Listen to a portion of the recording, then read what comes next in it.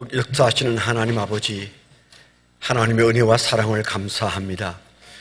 주님, 새해가 들어서 벌써 2월달 중순에 오기까지 우리는 무언가 분주하게 살고 우리가 무언가 잡으려고 뛰어왔으며, 또한 주여 채워지지 않는 것과 우리의 계획과 뜻대로 되지 않는 것들을 벌써 만나면서 하나님, 저희들은 주를 바라보지 않을 수가 없으며 오늘도 주여 새 힘 주실 주님 앞에 나오지 않을 수가 없어 이 밤에 저희들이 주의 전에 나왔습니다.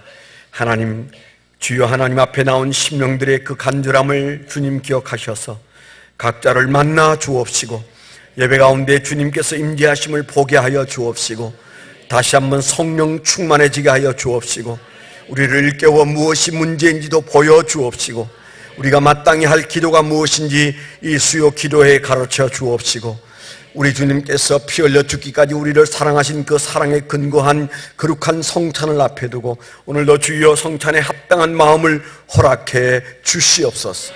아버지 하나님, 분주한 중에 온 하나님의 백성들이 그저 왔다가 그저 가지 않도록 우리 심령을 붙들어 주옵소서. 예수 그리스도의 이름으로 감사하며 기도드렸습니다. 아멘. 좌우 앞뒤 계신 분들과 인사 한번 하겠습니다. 반갑습니다. 잘 오셨습니다. 네. 하나님 말씀 보겠습니다. 하나님 말씀 히브리서 11장 21절.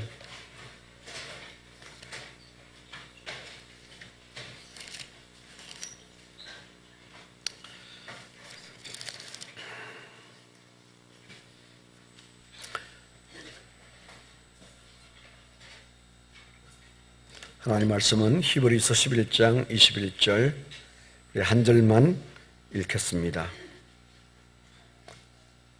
같이 한번 읽습니다. 시작. 믿음으로 야곱은 죽을 때에 요셉의 각 아들에게 축복하고 그 지팡이 머리에 의지하여 경배하였으며, 다시 한번 시작. 믿음으로 야곱은 죽을 때에 요셉의 각 아들에게 축복하고 그 지팡이 머리에 의지하여 경배하였으며. 아멘. 아멘. 네, 오늘은 우리가 잠시 함께 기도하기 전에 오늘 생각하는 기도는 야곱의 인생과 기도, 잠시 야곱의 인생과 기도를 잠시 생각하도록 하겠습니다. 너무 잘 아는 야곱의 인생에서 야곱은 여러 가지 특징을 가지고 있는 사람이지만 특별히 많은 사람들이 놀라는 것은 야곱이 어떻게 히브리서 11장에 등장하느냐, 어떻게 야곱이 히브리서 11장에 등장할까, 거기에 이제 많은 사람들이 의문을 가지고 있습니다. 히브리서 11장에 우리가 아는 대로 등장하는 사람은 구약시대에 아주 혁혁한 믿음의 전공을 남긴 사람들, 아주 믿음의 특별한 그런 대상자들을 마치 영웅들을 올려놓듯이 올려놓았는데 거기에 또 야곱이 등장한단 말이죠. 그래서 사람들이 아니 거기에 아브라함도 이해가 되고 그리고 이삭마저도 이해가 되고 그리고 수많은 사람들이 참 믿음의 사람으로 등장하는 것에 감격을 하고 또 심지어는 저 사람쯤이면 믿음의 사람으로 등장할 것 같은데 그렇게 생각했던 사람들마저도 올라가지 못하는데 어떻게 야곱이 저기에 믿음의 사람으로 올라가 있을까? 이제 그런 것에 사람들이 좀 놀랍니다. 우리도 읽을 때 놀라죠. 또 한 가지는 그에 대한 피력이 너무 간단하다는 사실. 오늘 우리가 읽었던 그 21절의 야곱 얘기가 딱 한 절 등장하면서 그것도 한 가지로 그에게 말합니다. 물론 그 앞에 있는 이삭에 관한 얘기도 비슷하긴 합니다. 그래서 어떤 주석가들은 그의 이름이 그게 올라가 있는 이유는 3대 걸친 믿음의 조상, 아브라함의 하나님, 이삭의 하나님, 야곱의 하나님. 그래서 이스라엘 사람들이 우러러보는 아브라함, 이삭, 야곱, 그래서 그 3대 걸친 믿음의 계보이기 때문에 끼워 넣었을 것이다. 뭐 이렇게 약간 이해할 수 없다는 뜻으로 그렇게 표현하는 사람도 있습니다. 그러나 우리가 여기 이 말씀을 가만 마음에 담아보면 하나님이 우리에게 하실 말씀이 있으셔서, 그리고 괜히 한 사람 끼워 넣어서 그 사람을 하나님께서 칭찬하기 위해 하신 것이 아니고 정말 우리에게 믿음의 사람은 어떤 사람인지 보여주시는 장면에서 야곱을 하나님은 믿음의 사람으로 인정했다는 말이죠. 하나님은 야곱을 믿음의 사람으로 보셨습니다. 우리가 잘 아는 대로 야곱은 사실 일관성 있는 신앙의 사람으로 살았던 사람은 아니에요. 그는 처음에는 그 삶 속에 자기의 목적을 이루기 위해서 신앙을 수단으로, 기도를 수단으로 사용했던 사람이에요. 그러나 그가 점점 시간이 갈수록 그는 기도의 사람으로 성장하죠. 믿음의 사람으로 성장합니다. 그래서 야곱에게서 우리가 늘 느끼는 것은 야곱도 그런 믿음의 사람인데 우리와 성정이 같거나 우리보다 좀 흠이 많은 사람으로 보일 수도 있는 야곱도 저렇게 하나님의 사랑을 받고 믿음의 반열에 서 있다면 우리가 이런 도전이 마음속에 생기게 됩니다. 부족한 게 많았고 그리고 정말 자기 인생의 어떤 세워놓은 목표를 달성하기 위하여 하나님도 끌어오고 신앙도 끌어오고 할 수 있는 모든 것들을 동원한 사람임에 틀림이 없는데도 그는 장래에는 정말 멋있게 예수를 믿었던 사람이고 그렇게 끝을 장식한 사람임에 있어서 우리는 그를 새롭게 생각합니다. 정말 그는 흠이 더 많은 사람인데 믿음의 사람으로 등장하고 있구나. 우리가 이런 사실을 생각하게 되죠.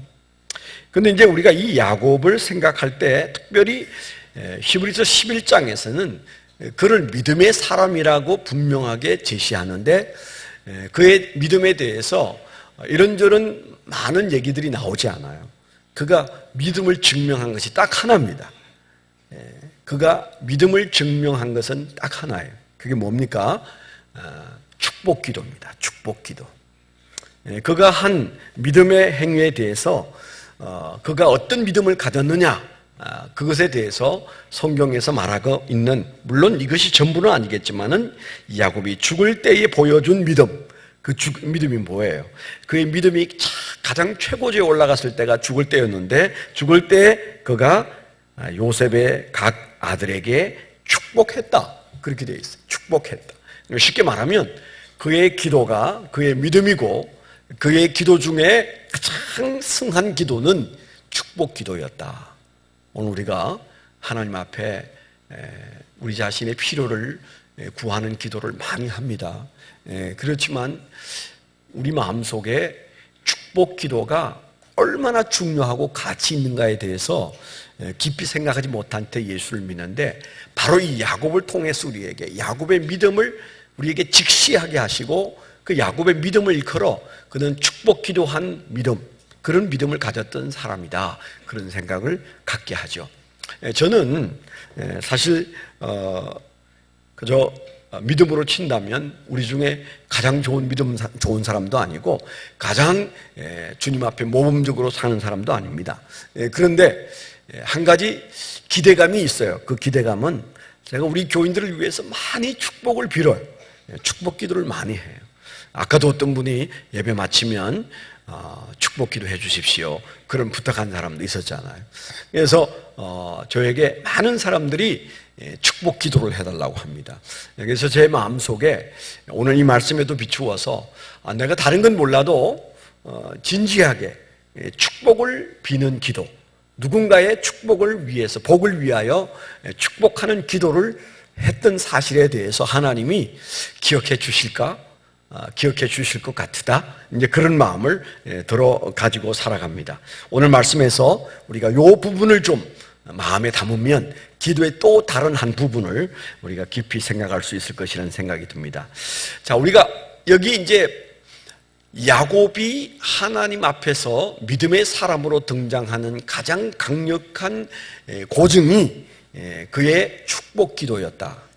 여러분 아시죠? 그가 어느 날, 그전에도 축복한 기도를 우리가 많이 볼 수 있는데, 어느 날 이제 그 임종을 앞에 두고 그가 요셉의 아들들, 물론 이제 여러 12명의 자녀들을 다 위해서 기도했는데, 특별히 요셉에게는 므낫세와 에브라임 두 손자들을 불러오게 해서 그 두 손자를 위해서 기도하는데, 그런데 이제 아주 나이가 많고 뭔가 좀 이제 노인이어서 분별력이 조금 어두워졌을 것이라고 생각할 즈음에 죽음을 앞에 두고 있으니까요. 그때 기도를 하는데 그냥 이렇게 정상적으로 기도를 하지 않고 장자인 므낫세와 차자인 에브라임이 있는데 오른손을 들어서 에브라임을 기도하고, 이제 둘이 왔는데 이제 기도 받으러 왔으니까 축복 기도를 이제 오른손 밑에 므낫세가 앉고 왼손 밑에 에브라임이 앉았다고 그러잖아요. 그러면 이제 이렇게 기도하면 딱 맞는 겁니다. 뭐 고민할 필요도 없어요. 이름을 물을 것도 없어요. 그렇게 둘이 딱 와서 앉혀놓았습니다. 그런데 갑자기 손을 들어서 안수를 하는데 오른손을 들어서 에브라임에게 향하고 왼손을 들어서 므낫세를 향해서 이렇게 기도를 한단 말이죠. 깜짝 놀란 요셉이, 우리 아버지가 뭔가 총기가 사라지더니 죽을 때가 가까워서 어떻게 이렇게 기도하실까. 그래서 아버지, 장자가 이놈이니까 이놈에게 축복을, 장자에 합당한 축복을 기도해 주시고 얘는 차자니까 그렇게 기도해 주세요. 그랬더니 야곱이 뭐라고 그래서 아들아 내가 안다. 아들아 내가 안다. 반복해서 말하고, 그러니까 뭐 한다는 거예요. 이유가 있다는 거죠. 그런 기도를 한 모습을 우리가 잘 봅니다. 그래서 그의 기도에는 일정한 철학이 있고 원칙이 있고 그리고 믿는 게 있어요. 그게 도대체 뭐냐?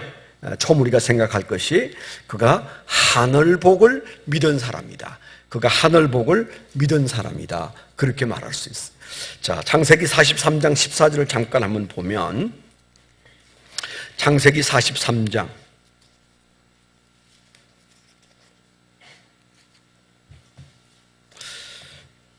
14절을 보면 이런 말씀이 나옵니다. 전능하신 하나님께서 그 사람 앞에서 너희에게 은혜를 베푸사 그 사람으로 너희 다른 형제와 베냐민을 돌려보내게 하시기를 원하노라. 내가 자식을 잃게 되면 이러리로다. 이 말은 무슨 말인가 하면, 이제 아주 굉장한 사건이 벌어졌잖아요. 흉년이 되어서 애굽에 이제 곡식을 사러 자식들을 보내는데, 이제 거기에 총리로 있는 요셉이, 그 아들 죽은 요셉이 총리로 있는 사실을 알지 못하죠. 요셉이 이제 그 아버지와 형제에 대한 궁금증 때문에 약간의 이제 장난을 치게 되었는데, 그때 그가 이 심각한 상황에서 사실을 모르니까, 사실을 모르고 이게 참 큰일 났다, 이거. 자식을 잃게 생겼다. 뭔가 그 대국 앞에 우리는 정말 바람 앞에 등불이다. 그런 마음을 가지고 그 자식들을 보낼 때, 이제 베냐민을 가게 했을 때, 그때 그가 한 말입니다. 전능하신 하나님께서 그 사람 앞에서 너희에게 은혜를 베푸사 그 사람으로 너희 다른 형제와 베냐민을 돌려보내게 하시기를 원하노라. 내가 자식을 잃게 되면 이르리로다. 자식을 잃게 된 상황 속에서 그가 전능하신 하나님에게 모든 것을 의탁하고 그 하나님께서 복을 주셔야 이 길이 열릴 것이라는 사실 앞에 그가 서 있습니다. 우리가 시간이 마땅치 않아서 창세기 그 뒷부분을 읽지 않습니다만은, 그가 자손들을 축복할 때 하늘의 복을 빈다는 얘기를 여러 번 했어요. 하늘의 복을 빈다. 우리가 하늘 복 많이 받으세요. 우리가 그렇게 인사하잖아요. 우리가 서로 인사할 때 하늘 복 많이 받으세요. 그렇게 인사하는데, 그 인사가 바로 그 하늘의 복입니다. 이 세상이 우리가 아무거나 복인 줄로 알고 받으면 안 되고, 내가 복이라고 여기는 것을 받아도 안 돼. 우리는 이건 틀림없이 복이다. 그렇게 생각하는데, 사실은 살아보니까 그게 복이 아니더라는 고백을 야곱이 하는 거죠. 야곱의 인생에, 수없는 인생의 고비를 넘어서 그가 하나님 앞에 자기 자신을 돌아봤을 때 내가 복이라고 여겼던 것들이 복이 아니더라는 거죠. 진정한 복은 어떤 게 복입니까? 하나님이 위로부터 내려주시는 것만 복이기 때문에, 자식을 잃어도 내가 자식을 잃는 일이 있다면 그것은 하나님의 뜻 안에서라면 어쩔 수 없는 일이다. 하나님의 축복 안에서 일어나는 일이라면 감당해야 된다. 그런 뜻으로 그가 말하는 것입니다. 그래서 야곱이 살아가면서 믿음이 점점 깊어가면서 그가 마음속에 점점 키워가는 게 뭔가 하면 하늘복입니다. 하늘복. 그 하늘복을 믿지 않으면 그가 자식을 위해서 또 손자를 위해서 축복할 일이 없어요. 그런데 그가 축복하는 이유는 하늘복을 믿기 때문입니다. 물론 그 믿음은 그가 에서와의 갈등 속에 들어갔을 때도 그는 이미 그런 복에 대한 신뢰를 가지고 있었던 건 사실이에요. 그러나 그 신뢰는 그가 자기가 목적한 바를 취하기 위하여 내가 이 하나님의 복을 수단으로 나는 행복해지고 싶다. 내가 갖고 싶은 것을 갖고 싶다. 어떤 방법으로든 내가 갖고 싶은데 하나님의 복이라는 하나님이 준다는 그 복을 내가 빼앗을 수 있으면 팥죽을 주어서도 빼앗고 싶고 형을 가장한 거짓말을 했으라도 빼앗고 싶다. 그런 마음이었어요. 아주 일반적인 종교적인 축복관이에요. 그런데 그가 길을 가고 인생을 살면서 그 마음속에 하나님에 의하여 하나님이 주시는 복이 참 복이다. 그래서 내가 이 귀한 하나님을 사모하여 기도한 다음에 일어나는 저 애굽으로 그 사랑하는 막내 아들 베냐민을 보내는 데 있어서 그 자식을 잃으면 잃으리라. 그래서 하나님의 전폭적인 인도 속에 하나님의 복을 믿는 믿음이 그에게 점점 자라갔다. 우리가 이 세상에서 하나님의 복, 하늘의 복, 하나님이 주시는 그 복에 대한 목마름이 있어야 돼요. 우리가 원하는 것을 가지는 것보다, 여기 젊은이들도 많이 있는데 여러분들이 원하는 꿈이 있을 거예요. 내가 가지고 싶은 것도 있고 하고 싶은 것도 있고 되고 싶은 게 있어요. 그걸 버리란 얘기가 아닙니다. 야곱이 그것 가지려고 했고 그걸 가졌었는데 수단과 방법을 가리지 않고 그것을 내 것으로 만들었었는데 그건 참 복이 아니더라고요. 근심이 함께 오는 복이었어요. 그가 언제나 인간적인 방법으로 거두어들였던 복은, 손에 쥐었던 복은 근심이 함께 있었어요.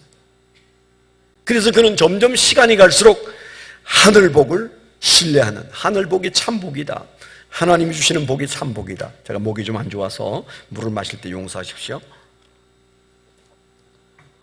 그래서 우리가 이 말씀 앞에서 그가 극한 상황 속에서 점점 이제 확실하게 알게 된 것이, 내가 하늘의 복을 붙잡아야 된다. 하늘의 복이 참 복이다. 하늘 복에 대한 믿음이 있었기 때문에 그가 기도의 사람으로 성장했다 말할 수 있는 것이죠. 그 다음에 우리가 두 번째 생각할 말씀이 있어요. 두 번째 생각할 말씀이 그가 하늘 복을 믿었을 뿐만 아니고 기도 응답을 믿는 믿음이 있었어요. 기도 응답을 믿는 믿음. 그가 기도해 가면서, 우리가 다 기도해요. 그런데 어떤 사람에게 기도 응답이 빨리 오고 정확하게 오고 풍성하게 오는가? 여러분 자기 자신을 볼 수가 없으니까 우리 주변을 잘 보세요.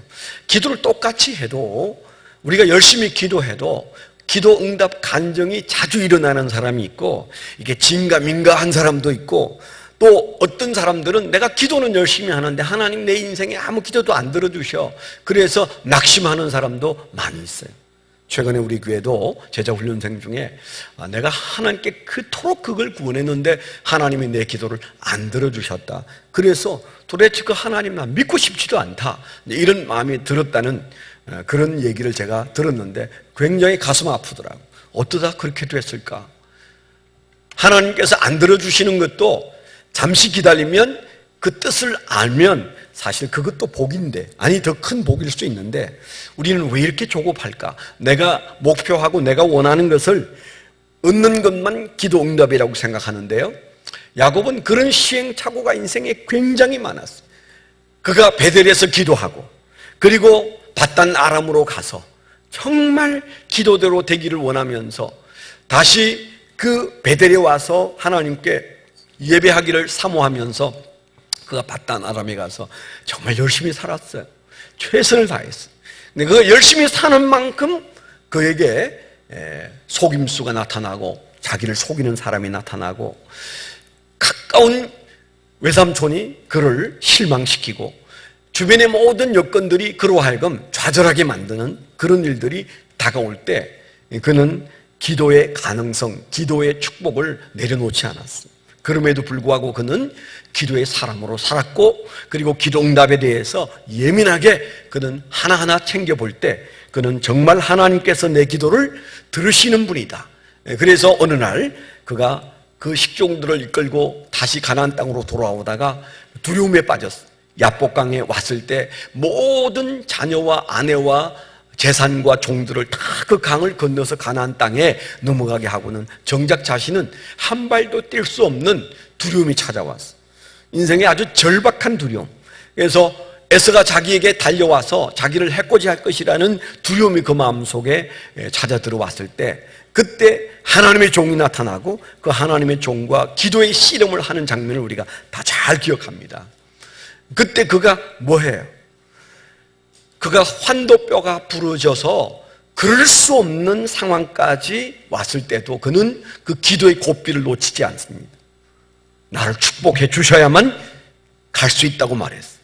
창세기 32장을 우리가 다시 한번 잠깐 보면, 창세기 32장 26절,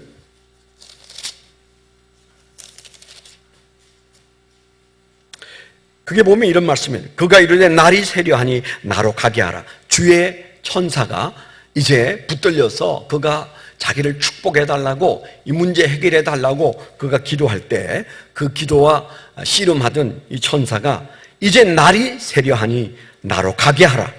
야곱이 이르되 당신이 내게 축복하지 아니하면 가게 하지 아니하겠나이다. 그 사람이 그에게 이르되 내 이름이 무엇이냐? 그가 이르되 야곱이니이다. 그가 이르되 내 이름을 다시는 야곱이라 부를 것이 아니요 이스라엘이라 부를 것이니 이는 내가 하나님과 및 사람들과 겨루어 이겼음이니라. 이런 묘한 말씀을, 이스라엘이라는 이름을 주실 때 하나님과 겨루어 이긴 사람이다. 기도는 이 장면만 놓고 보면 뭡니까? 하나님과 겨루는 거예요. 하나님과 겨루는 거예요. 하나님 앞에서의 씨름이에요. 기도를 너무 고상하게 생각하지 마세요. 하나님은 내 처지를 기도하기 전에도 다 아신다는 생각 때문에 여러분의 기도가 그저 적당히 하는 기도가 되어서는 안 됩니다. 기도 응답의 확신은 기도의 씨름을 한 사람들에게 생기지, 기도의 씨름을 하지 않는 사람에게는 기도의 응답이 생기지 않아요. 제 경험도 그렇고 여러분 경험도 찬찬히 보세요. 하나님이 내 기도를 들으신다. 어떤 모양으로든 응답하신다. 그래서 나는 기도한다. 그런 사람을 잘 보세요. 그 사람은요, 씨름하듯 기도하고 겨루듯 기도하고 그런 고비들을 넘으면서 하나님의 응답에 대한 신뢰가 쌓이는 거예요. 그런데 아주 많은 사람들은 너무 고상해. 하나님이 말씀하시는 그 기도보다는 우리가 상상한 기도를 우리의 기도의 중심에 놓고 있어요.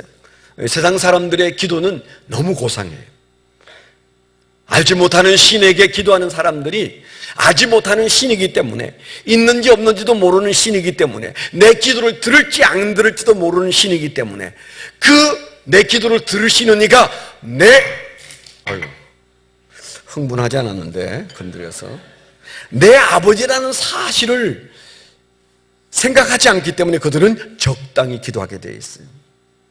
그냥 치성을 많이 드리면 기도가 응답될 거라고 생각해요. 아니에요. 기도는 치성이 아니에요. 겨루기예요. 겨루기. 누구하고 겨루어요? 내 아버지와 자식이 끝까지 내어놓을 때까지, 주실 때까지, 응답하실 때까지. 내 아버지는 주실 뿐이다. 남의 아버지에게는 그렇게 못해요. 왜 못할까요? 응답의 확신이 안 생겨. 내 아버지이기 때문에 응답의 확신이 있고 그 응답을 얻기 위하여 붙잡고 늘어지는 겁니다. 야곱에게 그게 있었다는 거예요. 하나님은 무조건 내 기도를 응답하신다가 내가 말하지 않아도 응답하시고 내가 작은 목소리로 기도해도 응답하시고, 여러분 너무 그렇게 거기까지 가지 마세요. 거기는 아주 믿음의 수준이 높은 사람들이 사는 경지예요. 믿음이 높다고 생각되지 않으면 여러분 기도는 겨루기여야 돼. 하나님과 겨루는 야곱의 수준에 있다고 생각하세요. 그래서 하나님이 반드시 응답하실 것이다. 하나님은 내 기도를 응답하신다. 그러니까 응답하실 때까지 나는 겨루어야 되겠다. 그래서 그가 계속적으로 그 천사를 붙들고, 하나님이 천사를 보낼 때는 하나님의 관심이 있다는 거잖아요. 문제 해결을 하겠다는 거잖아요. 그럼에도 불구하고 내게 말씀하시기까지 나는 놔드릴 수가 없습니다. 그래서 그가 그 하나님의 종, 곧 하나님을 붙잡고 씨름했을 때 그의 환도뼈를 쳐서 이골이 나서 걸을 수 없게 만들어서 더 이상 씨름이 안 된 상황 속에 갔음에도 불구하고 그는 매달렸고 그 매달리는 모습을 보고 너는 하나님과 겨루어서 이긴 자다. 이긴다는 게 뭐예요? 기도 응답의 확신 속에 들어가 있다. 이걸 증명하는 거잖아요. 하나님은 반드시 내 아버지는 내 기도에 응답하신다. 그런 믿음이 야곱에게 있었다는 겁니다. 대단한 믿음이잖아요. 그가 대단한 사람은 아니에요. 그는 훌륭한 사람도 아니에요. 그는 선한 사람도 아니에요. 어쩌면 우리보다도 더 야비한 구석이 많았을지도 몰라요. 그래서 하나님 앞에 부끄러울 수 있었어요. 도덕적으로 그는 그렇게 탁월한 사람이 아니었을 수도 있어요. 아니 그 뒤에도 그는 도덕적인 문제가 우리의 잣대로 보면 말이 안 되는 일들이 많이 일어났었어요. 그럼에도 불구하고 그는 하나님의 관심 앞에서 뭐예요? 기도의 사람으로 살아있었어요. 저는 그런 마음이 들어요. 우리가 다른 건 몰라도 기도만큼은 실패해서는 안 되겠다. 기도만큼은 승리해야 되겠다. 우리가 다른 건 또 몰라도 기도만큼은 간증이 가능하고 하나님께 인정을 받아야 되겠다. 그런 마음이 제 마음속에 많이 들어요. 이 말씀을 보면서.